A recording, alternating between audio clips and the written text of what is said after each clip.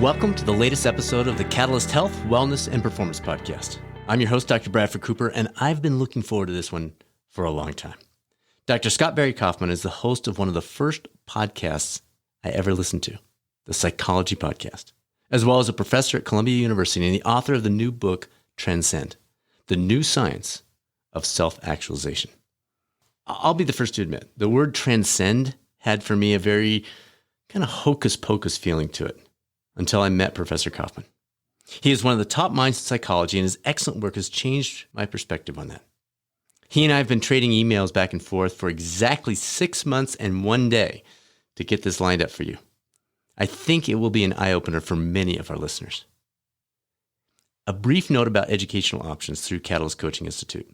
You probably already know about our Health and Wellness Coach certification that is available right now, 100% at home, but you might not have realized that we have a full spectrum of accredited continuing education programs available. All the details, catalystcoachinginstitute.com. And it might be worth a look if you're trying to find some ways to fill your toolbox a little bit. And if you haven't checked out the free resources over at the new YouTube coaching channel, which is literally youtube.com/coaching channel, you may want to take a look in that direction as well. As always, email us anytime with questions, results@catalystcoachinginstitute.com. Now it's time to take a deeper dive into this concept of transcend on the latest episode of the Catalyst Health, Wellness, and Performance Coaching Podcast. All right, Scott, thank you for joining us on the show today. This is fantastic. Yeah, great to be here. So let's jump right in. The lead word in your book is transcend, which is, in one of your presentations, you said yourself, it can kind of sound woo-woo. Could you start us off providing some examples of transcendence in our lives and maybe a couple key research items so we know it's not really woo-woo? By the way, before I start, I want to say I really loved you in the movie A Star is Born. Well, thank you, sir. A lot of people forget about that one with all my other work, but thank you very much. I mean, some people might say The Hangover, but no, I think A Star is Born, you were really top notch. So yeah, it's a real honor talking to you. I love it. Okay, so what was your question? Let's just talking about transcendence in general. Yeah. You mentioned in one of your interviews that the whole concept can kind of sound woo-woo. Just talk us through a little bit around some examples of transcendence in our lives, and maybe just barely touch on a couple of research items so we move away from thinking, I don't know about this guy. What's this transcendence thing? So transcendence does sound like a woo-woo word for sure, and there's a lot of wisdom in the woo-woo, and I wanted to scientifically test this and see if I could come up with a definition that would be really helpful for people to become their best self and do so in a healthy way that they get their lower needs met as well as their higher needs. So unhealthy transcendence tends to be the kind of transcendence where you feel like you're above others, you're above the rest of humanity, you feel like you're enlightened in some sort of special privileged way that no one else could possibly obtain. I think that healthy transcendence is one where you really integrate your whole self. You've really done the hard work of integrating all that's within you, and it's usually in the service of helping realize the potential of others. So the idea of realizing your full potential, I think Abraham Maslow, the humanistic psychologist, tried to make clear that we don't realize our full potential until we're somehow helping others realize their potential. And you could just realize your talents devoid of the context of other people and social conditions. And he said that's an inadequate theory of self-actualization. Excellent. All right. So building on that a little bit, I was really captivated by what you said about transcendent is not escape from the self, but rather, and this is my little quote signs here, a healthy integration of one's entire being. You touched on that in your answer to the first question. Could you expand on that a little bit for us? I find that really fascinating. I think it's pretty hard to fully escape yourself unless you're doing LSD on a regular basis. Or even pseudo-regular. Yeah, I mean, there is benefit to having a self-concept, to viewing yourself in a certain light and in an accurate light. The ego is a particular part of the self. It's the ego. Are the aspects of yourself that want to be seen in a positive light, and always, in fact, have to be seen in a positive light. So you put up defenses. So you're constantly defending a certain image of yourself. That's the ego, as I see it, and that's unhealthy. Really unhealthy in the sense it really is detrimental to growth. It really inhibits growth. It inhibits getting us outside of our comfort zones and trying things that could ultimately help us grow as a whole person and help us connect with others and help us master things in a better way. Because if you're not willing to not look good in such and such situation, you never get out of that aspect. Is that kind of what you're getting to there? Yeah, for sure. If you only like I have the sailboat metaphor, if you're only defending the boat, you don't move anywhere. You're safe. You're secure. You might paint the boat and make it pretty. You might have this idea that you're the best, but if you don't actually move anywhere, you can't actually test that idea. It might all be in your head in some false, delusional way. I love the sailboat analogy that you give throughout the book and in your conversations. Since you've introduced it here, let's jump into that. Can you share that analogy and how that fits into this entire conversation we're having?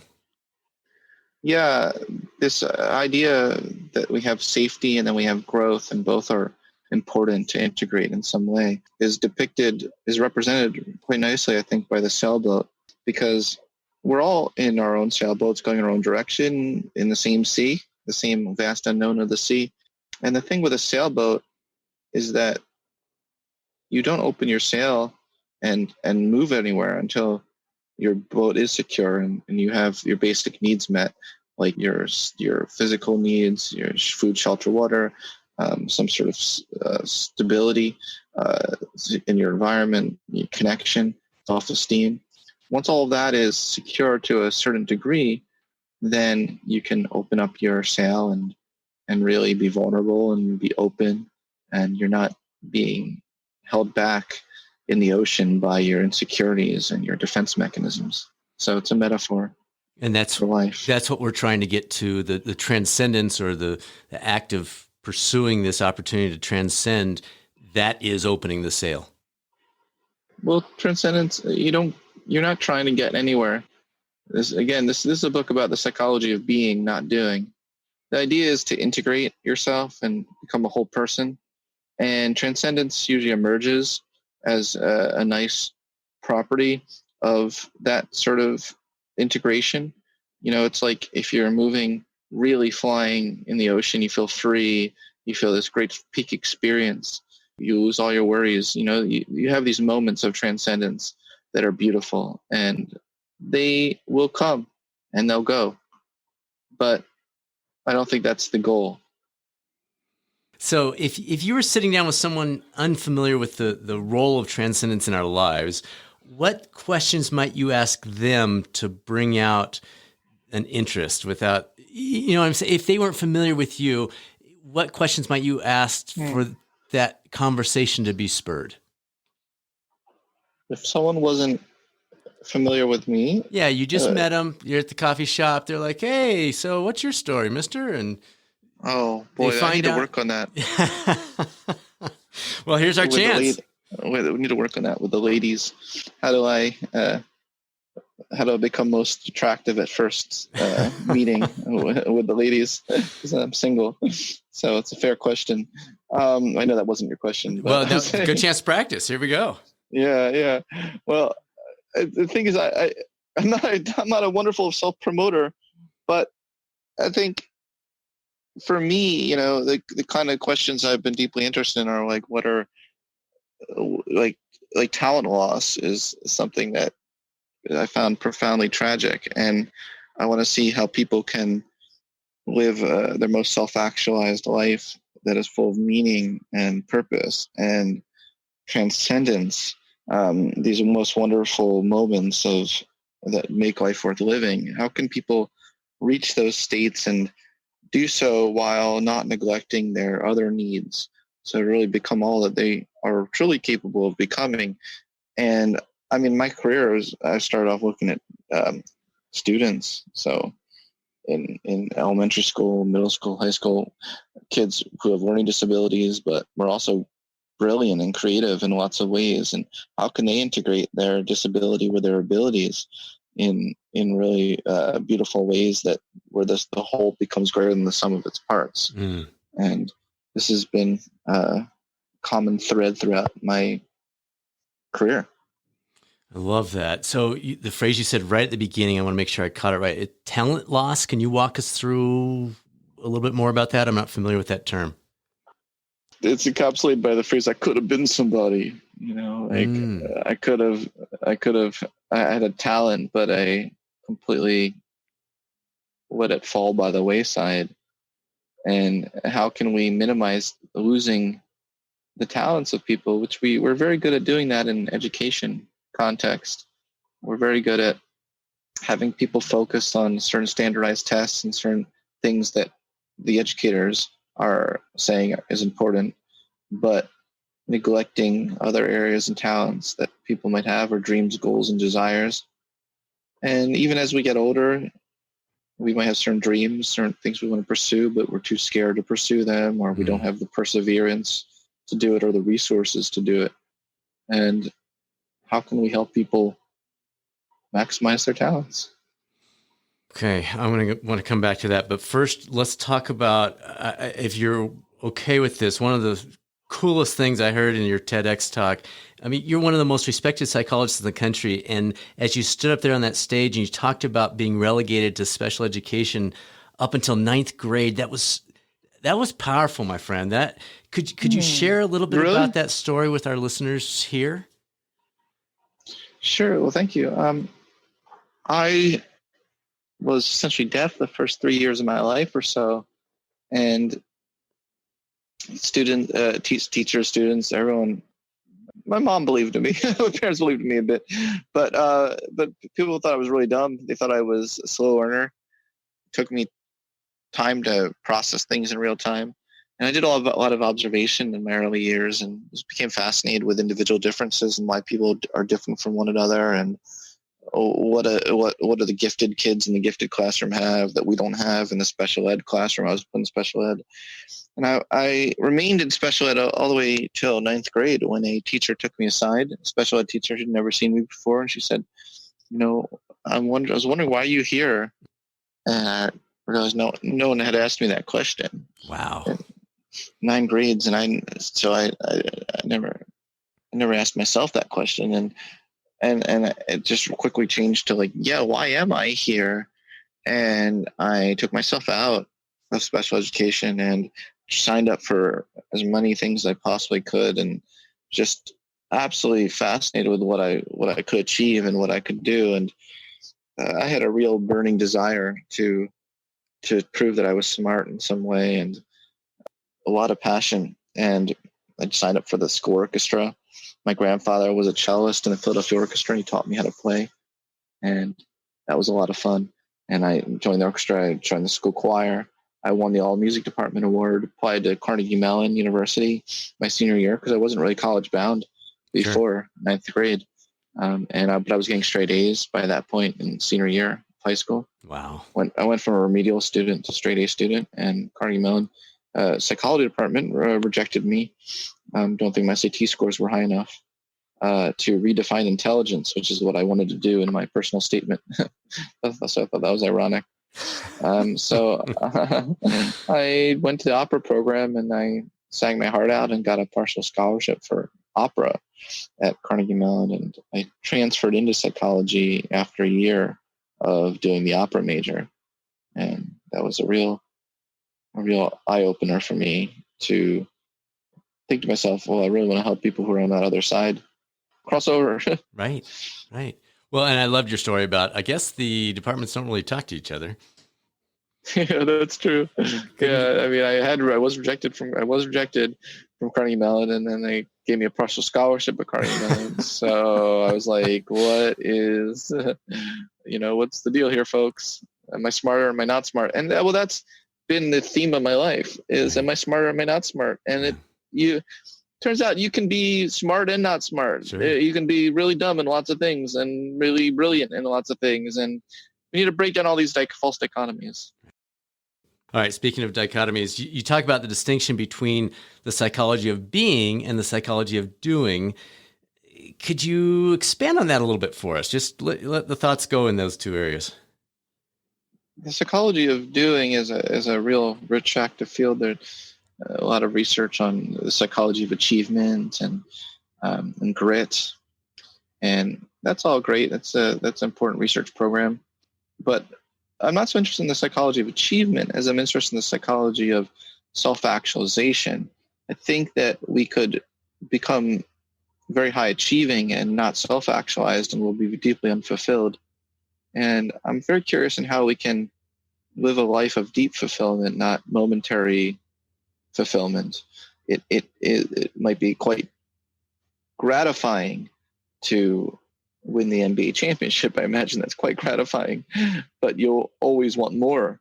Right. And you will eventually retire from the NBA and then say, well, now what do I do with my life? So, I mean, I'm just the NBA examples on my mind. Sure. I've been watching The Last Dance on ESPN. It's a great series. Yeah.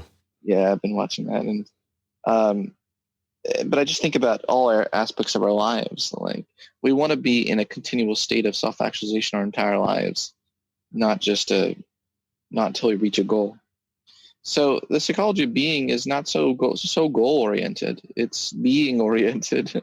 Never quite put it that way. But what I mean by that is what revolves around our day and our actions, our decisions revolve around what's going to bring out our best self, what's going to help us maximize our talents, our strengths, our character in ways that offer most utility to the world or most impact on the world, but also make us become what we're most uniquely capable of becoming in this world. And sometimes those decisions might not overlap with achievement decisions, but they're ultimately more satisfying.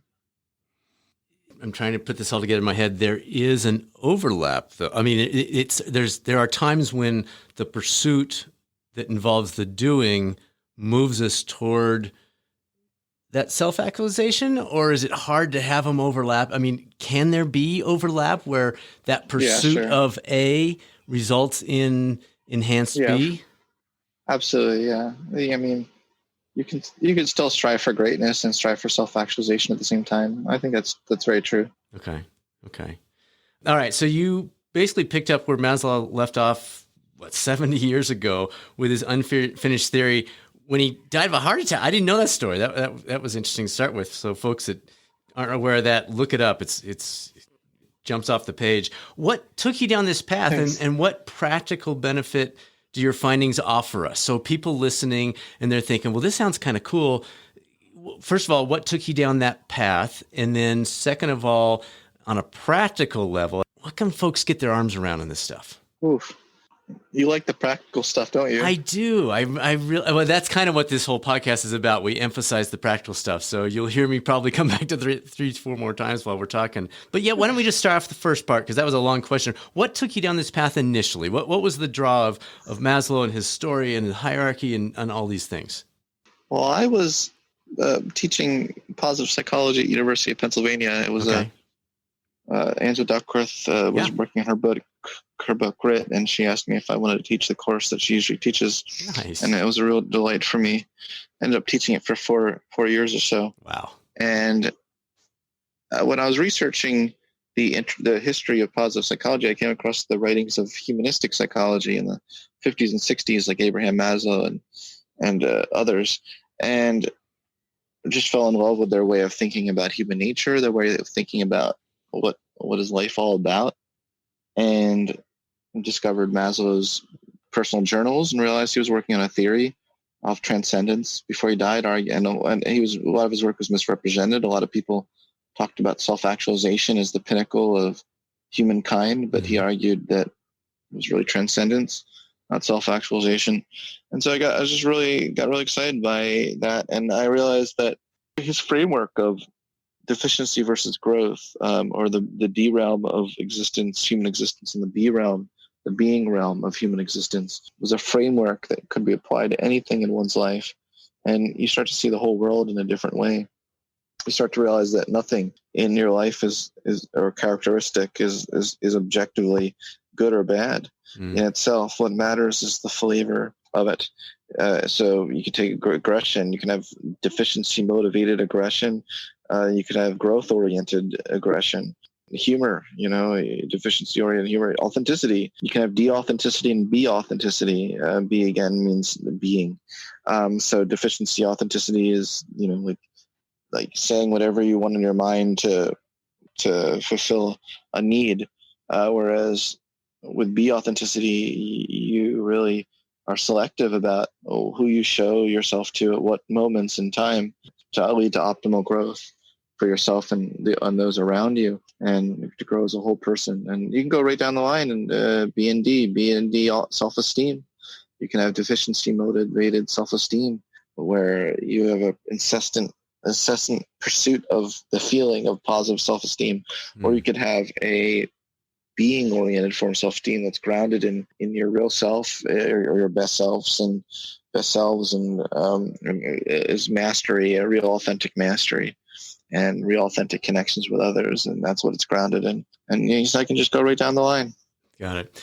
So you've started down that path with the practical stuff. Anything else, since we were laughing about that, anything else that you'd like to bring out in terms of how this helps folks on a daily basis, weekly basis, in a practical sense? Yeah, I mean, my book has a whole appendix of growth challenges that people can engage in to help them get outside their comfort zones and grow. I hope my book, and I think it is, of an immensely practical book. I think it's a book that people will read and be able to immediately apply into their lives of how to grow. Growth is the goal here. It's not, which is an ongoing process. Sure. It's not happiness or necessarily high achievement or high performance, but peak experiences. And a lot of that takes really getting to know yourself really well and your strengths and weaknesses. And you can take my free tests at selfactualizationtests.com. I have put them online. People can really use that to fully understand who they are and as a path to growth and change. We have to really peer deeply into who we are in order to change, and also open ourselves up to connections and meeting new people that we might not think we would agree with, but we end up agreeing with and liking. So yeah, I have lots of discussions and exercises on how we can be more open to our experiences in life. And as Viktor Frankl said, say yes to life. Well, let's jump into that self-actualization test because folks enjoy the online assessments. For those listening, it's selfactualizationtest.com. And then Scott, with that, as they go through and complete it, they are looking at the value of trying to figure out at each of these levels, here's where you were in these different aspects. What would you suggest as a next step? So somebody goes to selfactualizationtest.com, they take it. What would you suggest as a next step for that person that wants to go that route? Buy my book. Of course. And I have like a whole thing of growth challenges and exercises. And that'd be a good follow-up process. Oh, absolutely. Yeah. Or enroll at Columbia University and be my student. Okay, everybody got those instructions? Everybody got that down? Just enroll and he's ready for you. Yeah. No, I might do an online course as well, but I think the growth challenges in the appendix would be the best, or to read the book and really take it seriously and really try your best to make decisions during your day. Choose growth. We can constantly go back towards fear, or we can choose the growth option. We have to keep choosing the growth option over and over again, day in and day out, and know that it's okay to fall back. We go 2 steps forward and 1 step back is a normal part of human life, but we have to keep choosing the growth option. I love that. Choose growth. I mean, there's so much power in those 2 words. I agree. Good. All right. I put a bunch. Thank you. I put a bunch of free excerpts my book, my column at Scientific American, Beautiful Minds, so people can check that out. Over there, I have an article called Choose Growth. Excellent. Love it. Love it. All right. So as you took a deeper dive into all his research and writings, what surprised you? What jumped out where you went, well, I had no idea that was true, or never thought he'd take that route? Again, you were already engrossed in this, and now you take this deeper dive. What surprised you as you went deeper? Well, it did surprise me that his notions of self-actualization were not individualistic and selfish by any stretch of the imagination. But what really blew my mind is his writings on the importance of having dichotomy transcendence. And we have a lot of false dichotomies in our society. Like, one would be the difference between selfish and unselfish. At the highest level of human motivation, what is good for you is good for society simultaneously. There's a great synergy there. And you really decrease that connection between self and world. And it's a beautiful thing. And at that level, the term selfish just doesn't have any meaning anymore, because what lights you up and brings you joy simultaneously brings others joy as well. So it doesn't make any sense to be selfish. And yeah, good versus evil was a false dichotomy that really blew my mind. A lot of his writings about evil, and towards the end of his life, his reconciliation of evil, and in really interesting ways that made him made Maslow realize that we have this false dichotomy that, people out there other than ourselves, they're the narcissists, not us. But we have all these tendencies.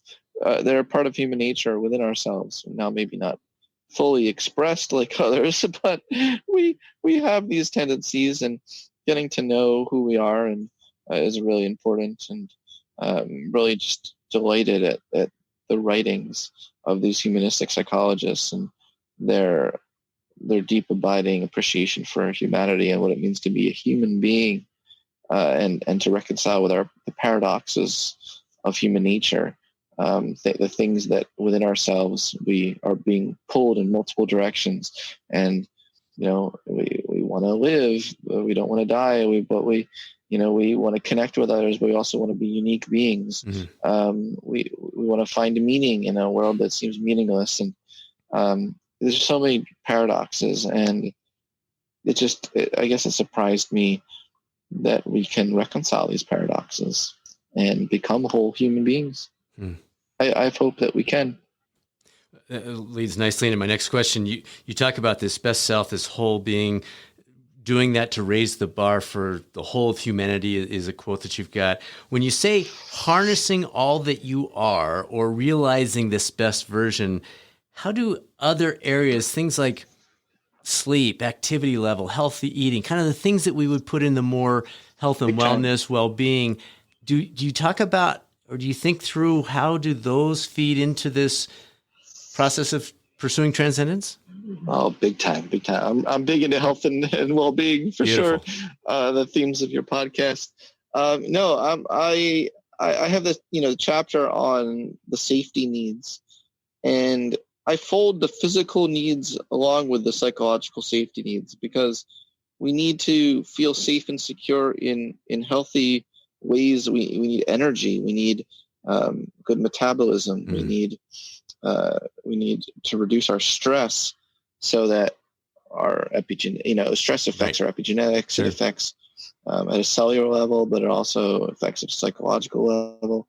We're prediction machines. If we can't feel like we have any sense of control in our lives or prediction, we go into a state of deep uncertainty and anxiety, which has an effect on the body. So I think the body and the mind are deeply, deeply connected. And the more that we can do, more that we can control ourselves for having optimal health, it'll feed the brain. The brain is a glucose, it's a consumption machine. Sure. Of oxygen, and I see these things as deeply intertwined and connected. Getting daily exercise or movement is so important as a route to reducing stress.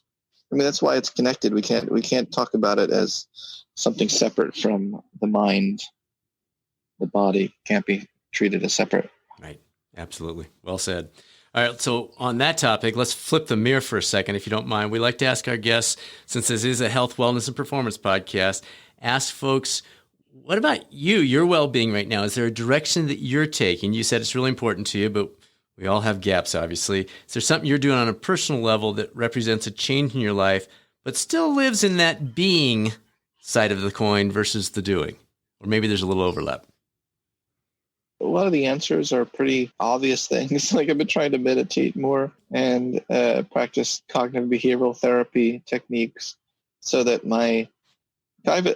you have to know what you're prone to. And I know that I'm prone to catastrophizing. I'm with you. And very much so I'm prone to black and white thinking. Interesting. So I either am a total slob, eating like horrible food, or I'm worthy of being on the health and fitness podcast and eat broccoli all day. Exactly. And then so I get mad at myself when I slip, but when I do a good job, I get manic, like I'm the best.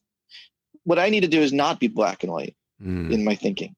I've been really trying to work on that, and that's a cognitive distortion. So I think we can learn to identify our cognitive distortions, come to a more realistic, integrated view. Integration what does that look like? That means that I have a ratio of naughty eating to good eating, but it doesn't mean I completely eliminate the naughty eating. It just means that I have a balanced, healthy ratio of the two. And just those sorts of things I can build up from food to other things in my life, where I just realize that you're not either all good or you're all bad. We're in these integrated human beings. Always changing. Exactly. Yeah. That fits so well into this. The folks that typically listen to this podcast is good. That idea of nobody has it figured out. We're all growing. We're all learning.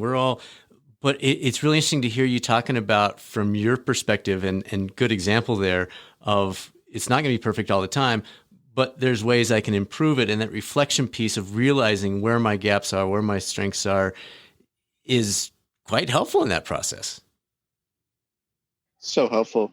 Self-reflection. People have a lot of time for self-reflection these days, but I think also there's a limit to self-reflection.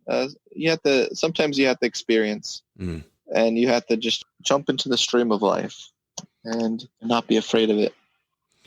Let's talk about reflection just for a second. I've just got one more question for you after this, but the idea of reflecting. Someone listening to this, they find themselves on the other end of the spectrum. They're just constantly doing, they're moving, and they're thinking, you know what? I could use a little more reflection in my life. Where would be a good starting point for them?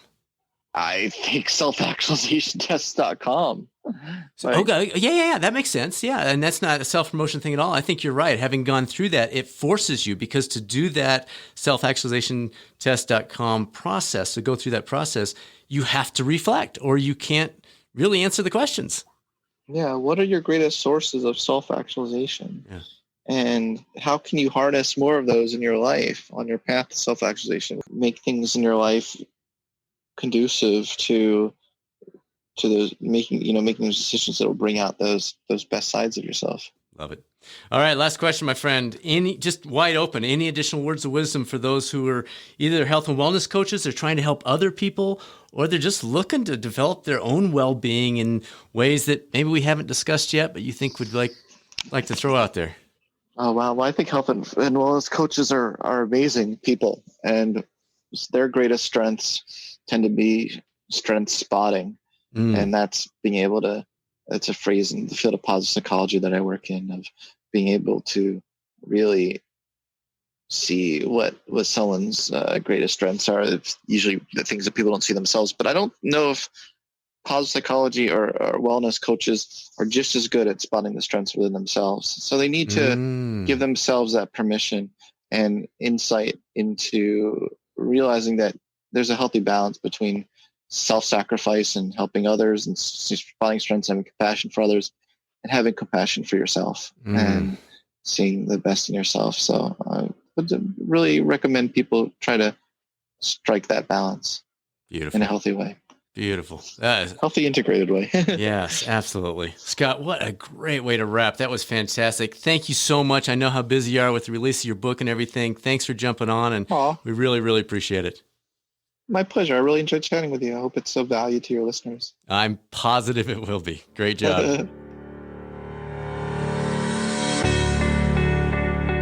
Oh, that was fun. One of the things I love about the opportunity to do this is you get to go beyond the sound bites and really start to get to know the guests on a deeper level. Having listened to Professor Kaufman for years, I came into this interview with that feeling. But getting the chance to hear him discuss his years in special education and where that eventually led as he began sharing his black-white perspective and how that's influenced him in his own health and well-being, so interesting. Thank you for tuning in. If you enjoy the podcast, please share it with others. You may also want to check out the new Health, Wellness, and Performance Coaching channel on YouTube. It's literally youtube.com/coaching channel, as we have a number of resources that are available completely free of charge there. We'll provide a link to that channel in the description of this podcast. Folks, now it's our turn. Our turn to take that step toward a better version of ourselves while contributing to a better version of our community and the world. This is Dr. Bradford Cooper signing off. Make it a great rest of your week, and I'll speak with you soon on the next episode of the Catalyst Health, Wellness, and Performance Podcast, or over on the new YouTube coaching channel.